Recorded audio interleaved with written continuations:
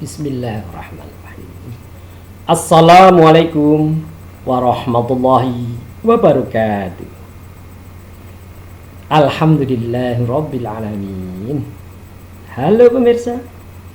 Halo anak-anakku semua, apa kabar hari ini? Alhamdulillah, sehat-sehat, baik-baik ya. Bersyukur pada Allah, Tuhan seru sekalian alam. Selamat datang kembali di ruang belajar mandiri Ahmad Payo. Asah, asih, asuh, matematika. Kali ini Pak Yoyo akan bahas bedah kisi-kisi Prau S kelas 9 pada kisi-kisi ke-30 dan 31 sampai pada video ke-16.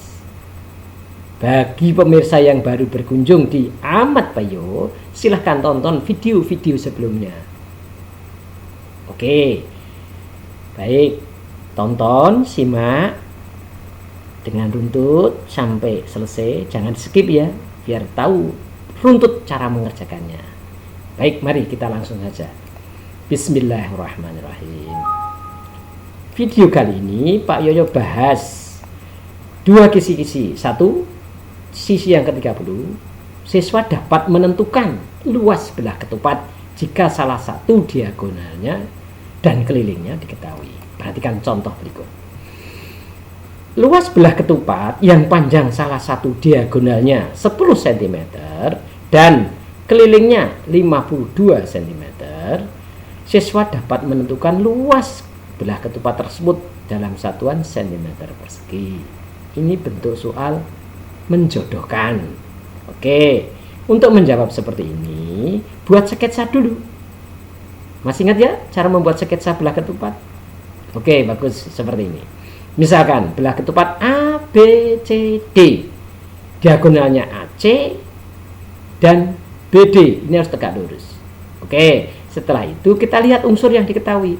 Keliling dia belah ketupat adalah 52 cm. K, keliling. Kemudian diagonal satunya AC sama dengan 10 cm nih, diketahui. Yang ditanya apa? Luas belah ketupat. Nah, ini kunci utama di sini. Harus ingat rumusnya apa? Luas belah ketupat. Oke? Alhamdulillah, bagus. Luas belah ketupat sama dengan setengah kali diagonal 1 kali diagonal 2. Diagonal satunya tadi AC sini. Diagonal keduanya, nah ini BD. Nah, BD. Maka dicari diagonal 2 dulu. Dari mana nanti? Dari BO ditambah DO. Nih.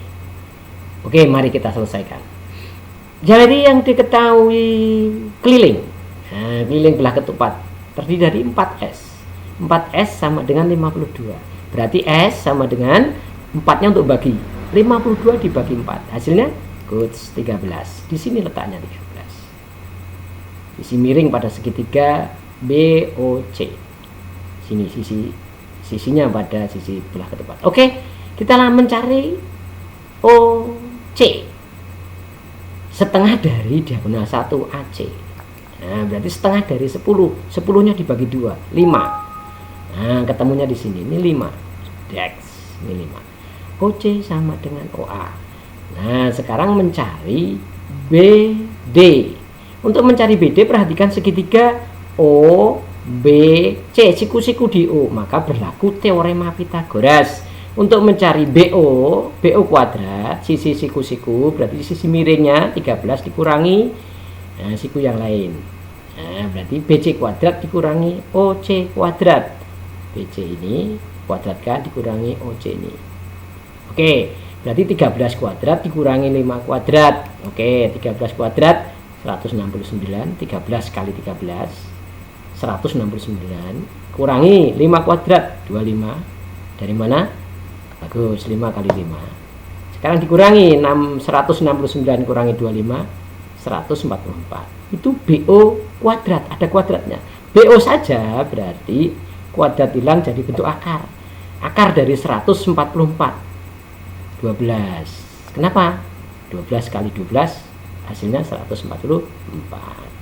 Ini baru ketemu di separuh dari diameter 2. Diameter 2-nya BD-nya B sampai D, BO ditambah OD, berarti 12 ditambah 12.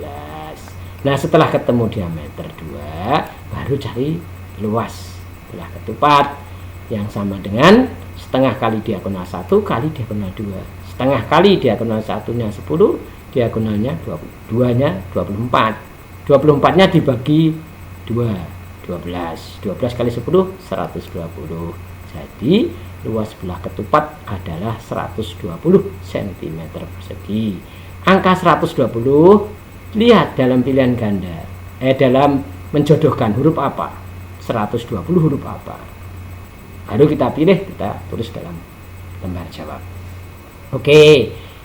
Nah, ini harus terampil maksimal 3 menit. Berarti harus cepat ini. Buat sketsa, unsur yang diketahui ditulis, ditanyakannya apa, harus dicari apa. Oke. Kalau belum jelas disimak ulang, jangan di-skip, catat yang rapi. Oke, kita lanjut kisi-kisi yang ke-31. Bismillah. Disajikan gambar trapesium dan setengah lingkaran yang diameternya berhimpit dengan salah satu sisi trapesium, serta beberapa unsur diketahui. Siswa dapat menentukan luas daerah yang diarsir pada bangun tersebut. Langsung kita lihat prediksi contoh soalnya. Ini, perhatikan gambar di bawah. Berarti ini kita perhatikan. Luas daerah yang diarsir pada gambar berikut adalah ya. Nah, ini harus kita analisis gambar ini. Lihat gambar ini terdiri dari lingkaran, setengah lingkaran. Oke, pada lingkaran kita analisa. Kita identifikasikan. 28 itu sebagai apa? Bagus, diameter. Diameternya 28 cm ini. Berarti jari-jarinya separuh. 28 dibagi 2. 28 dibagi 2, 14. Berarti R-nya 14. Di sini. Nah, setelah ketemu R-nya 14 bilangan kelipatan 7. Berarti menggunakan pi 22/7. Terus pada trapesium kita lihat. Trapesium itu ada sisi yang sejajar. Mana? 28 ini sebagai A, B-nya nih 36 sejajar ini. Seret. Sisi yang sejajar A dan B, A-nya 28, B-nya 36. Tingginya perhatikan di sini. Tinggi trapesium digeser sama dengan ini. Berarti sama dengan jari-jari lingkaran karena diameter lingkaran berhimpit dengan sisi trapesium di sini. Oke. Nah, baru kita cari luas yang diarsir. Ingat luas yang diarsir apa? Ayo. Nah, luas semula trapesium baru diambil atau dikurangi luas setengah lingkaran. Sekarang kendalanya apa rumus luas trapesium? Tadi setengah kali sisi yang sejajar berarti A ditambah B dikalikan tinggi. Baru luas setengah lingkaran.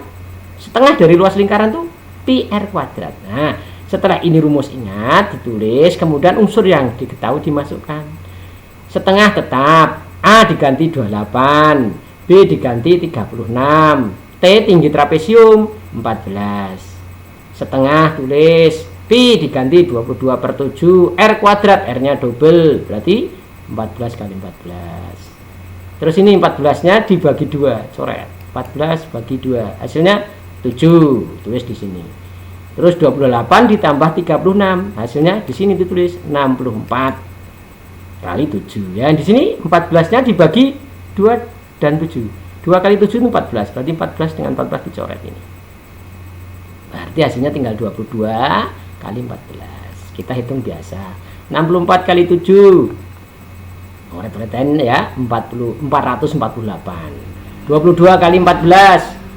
Ya, pakai disusun, perkalian susun 308 dikurangi 448 dikurangi 308 berarti 140. Alhamdulillah. Kita lihat pada menjodohkannya angka 140 di huruf apa, kita pilih, tulis dalam lembar jawab. Oke, perhatikan dengan baik. Ini juga harus terampil ini juga tutup termasuk susah. Hanya sedikit alat bantunya, ada gambarnya sudah diketahui. Oke. Jika belum paham, diulang-ulang. Oke, kita tutup dengan membaca hamdalah alhamdulillahirabbil alamin.